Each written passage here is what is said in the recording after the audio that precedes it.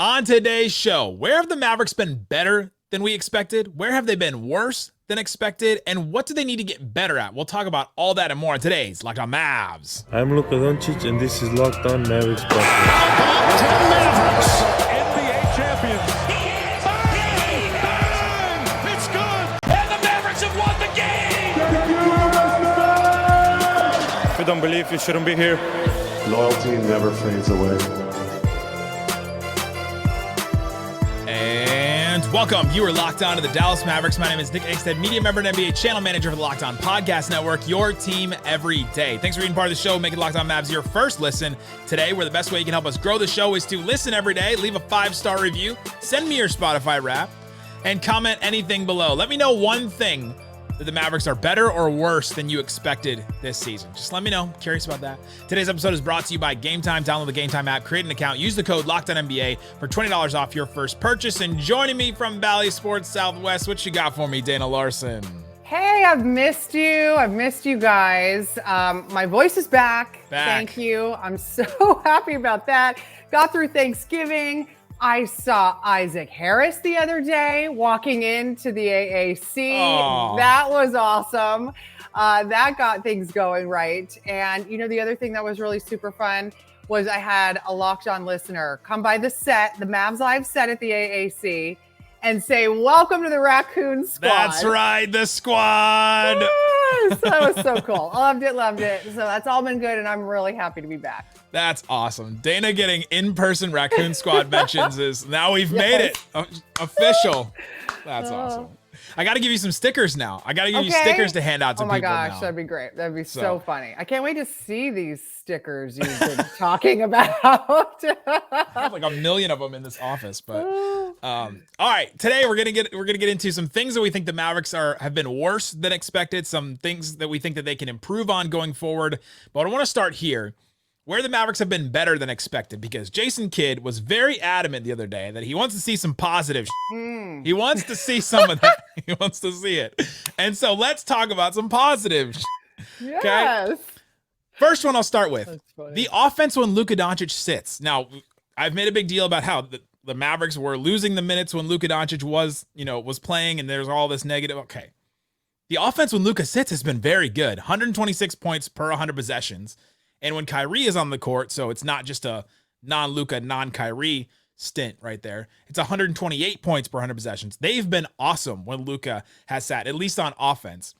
And I think that is a huge thing that I just never expected with a Luka team, because it felt like year after year after year, the offense would plummet when Luka sat. Yeah, there's a lot more balance to this team.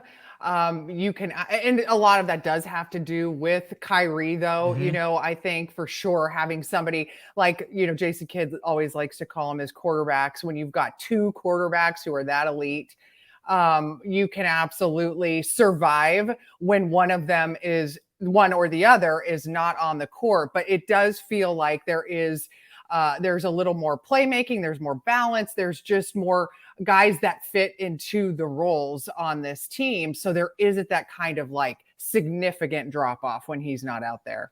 I think the ball moves a little bit more. It's a little bit quicker. Kyrie is off the ball to start possessions more often, which I know has infuriated some Kyrie stans. Like, he is not getting his opportunity, which he has been lately, but the ball moves a little bit more. Guys touch the ball a little bit more. Like, you just see that flow a little bit more. That's why I think the offense has been better. And there's two areas where I think that they've been different than when Luka's on the court. So when Luka is on the court and let's say Kyrie's off the court, they take about 24% of their shots at the rim. So like a fourth of their shots come at the rim. When Kyrie is on the court and Luka is off, they shoot 29% of their shots at the rim. Both of those are very low numbers. They're like very low percentile for how many shots they take. But when Kyrie is on the court, like these bench units we've been talking about, they take more shots at the rim. They attack a little bit more. And that's been one big difference I've seen. Well, and that's another reason why, too. That's just the kind of thing that keeps it more balanced. That's going to lead to more open threes down the road.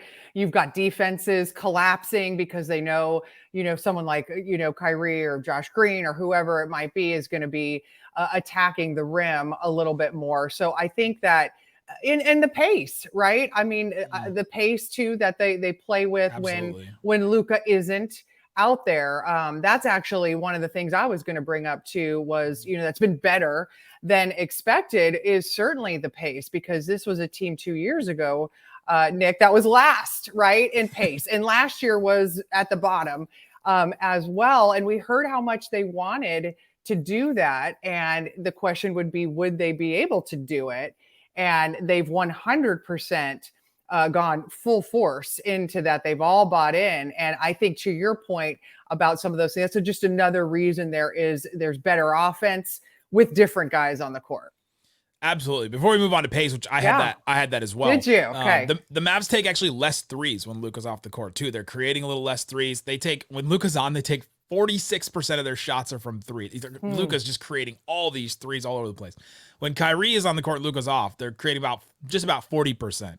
So still a bunch, but not as many. And so I found that interesting. But you brought up the pace. This is definitely one of the things that I had. Mavericks have been better than expected. 7th in the league in pace this year after being 29th last year. They are pushing the pace more. And the two areas they're pushing the pace more, which are like controllable, these are all right, it's now a strategy for us to push the pace more instead of us to just mosey into every possession. They're pushing 71% of the time off of steals, so like the live steals, and they're pushing 30% off of live rebounds. Now, for steals, so again, it's 71% this year, 63% last year. So that's a big jump. That's a big jump where they went off of a steal. They're pushing the ball more. They're trying to kick it ahead. And off of live rebounds, this year it's 31% that they're pushing off live rebounds. Last year was 25.1%. So they're taking what Jason Kidd has said. Jason Kidd, just like he yelled at us, he probably yelled at the players. And he wants them to push the ball in transition more, and it's really happening.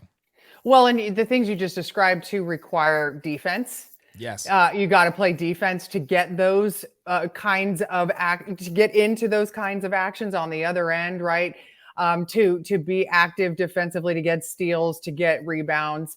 And, we have seen that at times this year. And the good news is they've got the personnel with like a Derrick Jones Jr. who can run and is fast. Obviously, we know Josh Green is fast. Kyrie likes to do that. Luka is ready to do that this year. He's totally conditioned to do that physically, and I think has bought in mentally. And they are getting more possessions this way, and that has, to me, pace is one of those things that you hear a lot of people talk about, and you say, but does that immediately lead to wins? Like, if you're the top pace team, does that mean you're gonna have more wins than everybody else? No, that's not always the case at all.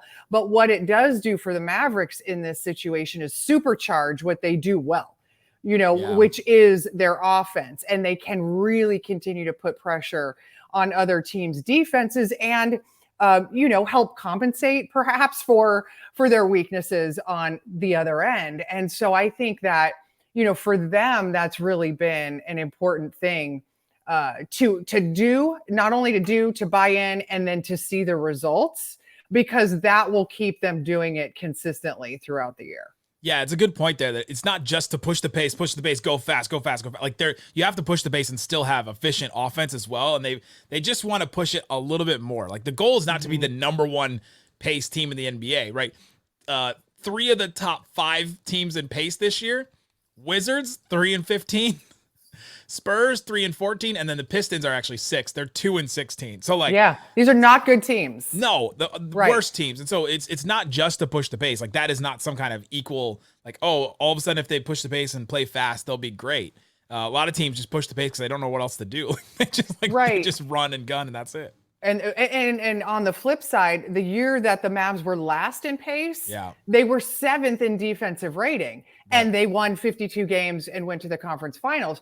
So they were the slowest team, but had a really successful year. So it's about what you have, and it's about, your personnel, and it's about how you can, really, I guess, lean in to what you do well. And like you said, if they do it enough, and they have the right guys around, and making up this roster now to get those extra possessions, which can make a difference this year. Absolutely. All right, I have one more thing. We're gonna give Jason Kidd one more positive thing coming up. I want to talk about one more thing that I've seen that's been very, very good that I honestly did not expect. which matches what we're doing today. And then we'll talk about where they've been worse than expected, where the Mavericks need to get better. So we'll talk about all that and more coming up. Today's episode brought to you by FanDuel. FanDuel Sportsbook has all kinds of props, spreads, over-unders, all kinds of stuff that you can check out. They have NBA Finals props right now. They have in-season tournament. I know the Mavericks aren't in this, but I'm really into the in-season tournament. I'm excited for some, like, one game and go home kind of deal games right now. The first interesting game I think of the first round is Suns-Lakers. Lakers technically the home team, but they're all in Vegas, so they're neutral site. Lakers are 2-point favorite in this one. I wonder if Devin Booker's ankle injury from the other night has anything to do with this. And so I'm interested to see how that game plays out. But you can also put some money down on the money line. If you're like Isaac Harris and you just hate the Lakers with like a deep loathing passion, you can put some money on plus 108 for the Suns to win that game. And if you put down $5 on that, the Suns win that game, you get $150 in bonus bets. That goes for any $5 money line bet. Visit FanDuel.com/lockedon as the NFL season rages on. FanDuel, official partner of the NFL. Hot man, the hot player. Thanks everybody for hanging out with us on Locked On Mavs, being part of the show, part of the Raccoon Squad. When you're part of the Raccoon Squad and you go up to Dana Larson, it makes me very happy. If you want to support the show, text me, get text alerts from me on all kinds of stuff, episodes, rumors, news that happens with the Mavericks. Somebody calls me the Mavs AI of text lines. If you want to get that, subscribe to this number. And I'm trying to get some new people in there. We hit kind of a plateau, and I want to hear what you guys want from this. So you can try it for 2 weeks free, and try it for 2 weeks. Tell me what you like about it. Tell me what you don't like about it. I'll change up some of the things that I do. I'm trying to get some more people on there. The more we do this, the more stuff I can get you guys, more bonus content and all that. So subscribe to the subtext line. Click the link in the description. All right, Dana. One more thing. I took Isaac's drop out, the one more thing drop. But one more thing that's positive, that is better than expected. The Mavericks right now, their defense is not good. 25th in the league in defense. Their clutch defense is excellent. In the clutch this year, they're 8-1. They're the best clutch record in the NBA. They have the 5th best clutch defense in the NBA right now, which is just like mind-boggling to me. It makes no sense. They go from like allowing 118 points per 100 possessions throughout the rest of the game to allowing 96.7 points per 100 possessions in the clutch. Now, only been 9 games. Clutch can be like 1 minute, and so it is a very small sample size probably, but there's a couple of reasons why I think their clutch defense has been much better.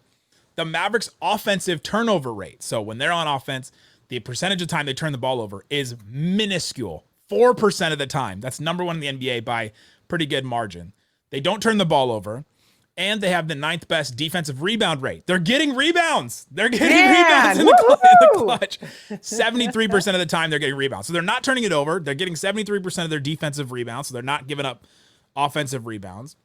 And I think those two things, like just being really good, hyper efficient, good offense, has made their defense really good in the clutch, because their half court, it's only a little bit better than what their half court defense has been. So there's not a lot of transition opportunities in the clutch, and the Mavs gotten better, which kind of makes me a little excited for like some playoff basketball or some tough games, because this bodes well for that. Those are big time stats. That's awesome. And you know who's in the middle of all of that on both ends is Luka on both ends. Right. I mean, he's been right there scrapping away on the defensive end. Thank you, LeBron, for that turnover at the end of the Laker game. Those things help a lot, right? And but you got to give a lot of credit to the Mavs and the pressure they are putting on teams and the effort they are putting out there.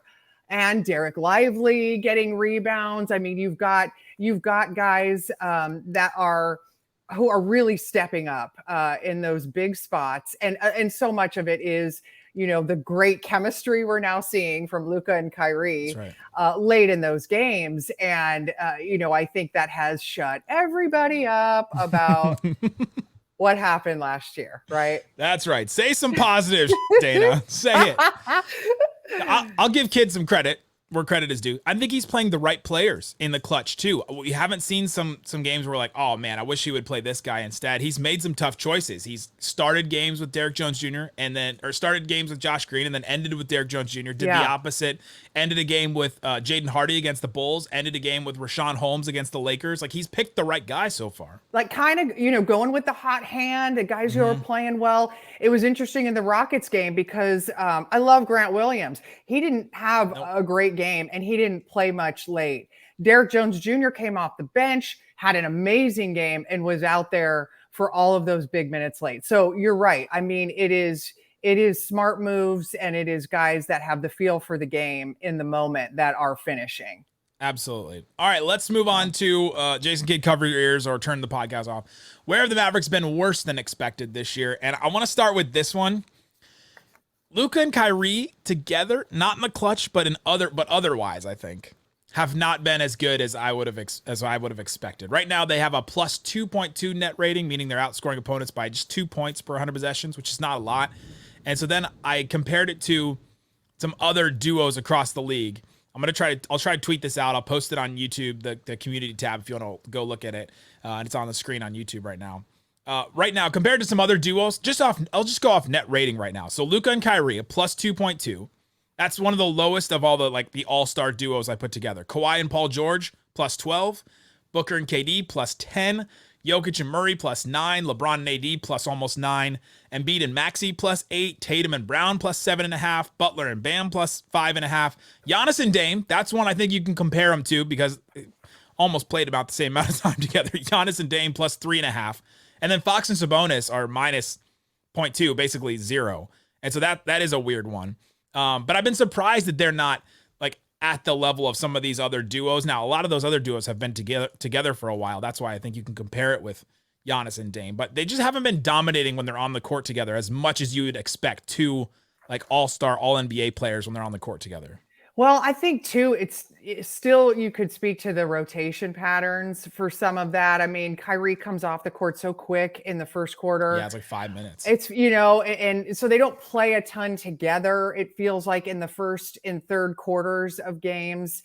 Don't have a ton of explanations for that other than, something along those lines. And again, I'm going to stay away from this to keep Jason Kidd happy, so I may just let you have this one. But they've looked really good when it matters most, right at the end of games. And like that Fox and Sabonis one, I mean, Fox was hurt a lot, so some of those numbers. It's early. You got the Clippers duos up high on there. I'm not going to take them, right now at all. So I don't care about that, So sometimes, those numbers, you have to think through scenarios and some of it makes a lot of sense. Some of it doesn't. You got to use kind of eye test at times with those kind of things. Yeah, I think there's two things with this. So yeah, this number does stand out to me. I'm not like, oh my gosh, panic. They can't play together. They're obviously winning in the clutch. So they're winning when it matters and they're on the court together during that. So this is not even a panic meter. It's just okay, I'm watching this number. I'm curious what it means going forward. Their offense is not as elite as some of these other ones. If you look at who are the best duos, I just put together some all-star duos. Booker and KD's offensive rating is like almost 130, which is just insane. Jokic and Murray is like 125. Embiid and Maxey, 124. And then Luka and Kyrie, they're fourth at 119 points per 100 possessions scored. So their offense just isn't as elite, and their defense is second worst among all of those. So it still is a defense thing. Kind of is still the guys around Luka and Kyrie, right? The ones that we talked about last year, they needed to improve that group. So their defense just isn't as good. The offense for the starting lineup, they still haven't really figured that out yet. They still don't score a ton and still haven't gotten as elite with that starting lineup. And so you're talking about the first quarter and then the beginning of the third quarter, they struggle to score in those moments so far. And I think, Jason Kidd made a change in the Rockets game to the starting lineup, and he started Josh Green. I'll be really interested to see if that was just a one-time thing, as well as Derrick Jones Jr. ended up playing and had a really awesome game, scored well, was, kind of involved in a lot of things. So he's tweaking it. They're looking at it. No doubt they sense the same things. and are, at this point, they're still in the lab. As you said, we're 20% in, we're still in the lab working through some stuff. Yeah. So the duo is not as good as I expect so far, but they're winning in the clutch. So, hey, that's just something that we'll continue to monitor going forward and see how they get better at that. What's something where the Mavericks have been a little worse than expected for you? Okay, so I kind of took this a little bit of a different angle, and I've been thinking back to two of their worst losses, and they were the second game in New Orleans and the second game in LA. So to me, it's handling these portions of the schedule. And there's going to be plenty of these. So this wasn't a true traditional sort of baseball series because in LA you played the Lakers and the Clippers, not one team twice, right? But the idea is the same. You are in one city for a long period of time, and they clearly didn't handle that well. In fact, Jason Kidd said we've been in New Orleans too long, and there was certainly some thinking they were in LA too long over that Thanksgiving week. Those were two games, like the New Orleans loss. They had 20 turnovers. It was just not a pretty game. Didn't even really show, honestly, against the Clippers. So to me, it's how that was disappointing in that I think that those are things that you can expect the Mavericks to be, prepared to play well. They had plenty of time. They weren't back-to-backs in terms of days. And there's plenty of those coming up. So to me, it's you got to be really smart about this and learn from those, because you've got a Portland back-to-back. That's going to be at home, though, in January. You've got the Pels again, where you're going to play them 2 in a row. That's also at home. There's one against Sacramento. That's in Sacramento in March, right? And, okay, Northern California, maybe not as many distractions as Southern California. I don't know if you just visit the capital city too much or something. But the Kings, we can already tell they're going to be making waves all season long, and that's those are a couple games in March that you just need to be prepared to handle those. You don't want to just go in going, these are splits, right? You don't want to just assume we're going to win one, lose one. You got to really take those on, and hopefully they're figuring out how to handle those portions of the schedule. Yeah, absolutely. You just have to be like, come in and be prepared almost. It's these games where like we get so frustrated after these losses because they just don't look the same. They just don't look like the same team. And you're like, why aren't you just doing the things you did in the game? The game before. So coming up, I have something on this too, where I think the bottom of the Mavs defense kind of falls out in some games, and these are the games I think that you're alluding to. And so we'll get into that. Talk about a couple more things where the Mavericks have been worse than expected. We'll do all that coming up. Today's episode brought to you by Game Time. Game Time has all kinds of tickets. On Tuesday, the U.S. women's national team is playing China in Toyota Stadium in Frisco. I'm interested in that game. I'm curious about that game. I kind of want to go to it. I'm on Game Time right now. There are tickets for $45 each. You can see the view from your seat right here in the end zone. You can see from Toyota Stadium. You can see you can like look around and see what's around you and all that. See if your view is obstructed. You can do all kinds of stuff like that on Game Time. Go to gametime.co or download the app. Create an account, redeem the code LOCKEDONNBA. You get $20 off. So if I do this and I download this, I can get those tickets for a lot cheaper than I wanted on there. Game Time has deals on tickets right up to the start of the event. So maybe you decide like, all right, man, I think I want to go. The game has already started. Even an hour after the event starts, you can still find last-minute seats on there. So take the guesswork out of buying tickets with Game Time. Download the Game Time app today. Create an account. Last-minute tickets, lowest prices, guaranteed. Uh-oh, guess what day it is? All right, Dana, let's talk a couple more things about how the Mavericks have been a little worse than expected. We did the positives all throughout the beginning, and you talked about being prepared for some of these 2 games in a row against the same team or the back-to-backs, that kind of stuff. There are some games that I've noticed where the Mavericks defense just falls out. So I looked at some stats, as I do. The Mavericks, when they have 120 defensive rating or worse, so just terrible, like awful, allowing so many points, like their defense just gets destroyed. You've watched the game, you know what it looks like when you're like, man, this team just can't defend at all. The Mavs have had 6 games like that. They're 1-5 in those games.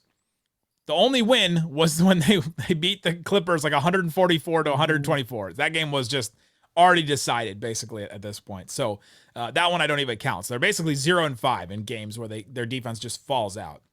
If you compare that to some of the other teams, like some of the other teams above 500 right now, The Bucks have had 7 games like that. So they've had one more than the Mavs, but they're 4-3 in those games where the Mavs are 0-5 or 1-5.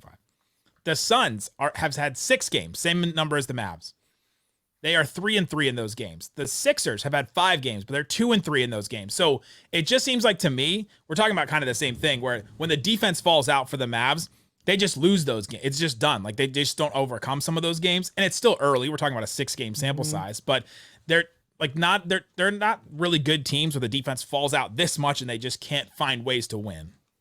Well, and what you see, and yeah, I've talked about this to some of the analysts that we've had. Defense is effort, effort, right? There's a lot of scheme to it, and if you get, what we've also seen too happen is there are some miscommunications, and so the scheme can fall out too. But I think that the biggest thing that the Mavericks have fought is the energy and effort for 48 minutes. And if you get behind and you see the body language and you get frustrated, and in those games where where other teams, for example, comes to mind, like Toronto, Pascal Siakam, just literally, endlessly going down Main Street, it is so discouraging. And when you're discouraged, it's really hard to keep your energy and effort up. And so to me, I don't know if that is, something that's a maturity thing, if it's a coaching thing, if it's a scheme thing, if it's adjusting. But in those games where you start to get, discouraged because your defense is getting killed, how do you keep fighting in those instances? I think that's the big question. Well, it's the question we've been asking for like 3 or 4 years now is when the threes don't fall too, do they just hang their head and go? Like, it just seems like these things are connected. When their defense now gets killed, when the threes don't go down, it's like, everything falls apart at that point. And so, I think it is a maturity thing. I think you're right on that to say that's when it just falls out. And I'm like, this team is going to have defensive problems all year, but how do they respond to it? And how can they keep the effort up in some of these games? Why do you think the clutch defense has been so good? And some of these, like when they're able to stay in games basically and like, it's there, it's within sight. We can defend still, and they put the effort in. Like those seem very connected to me.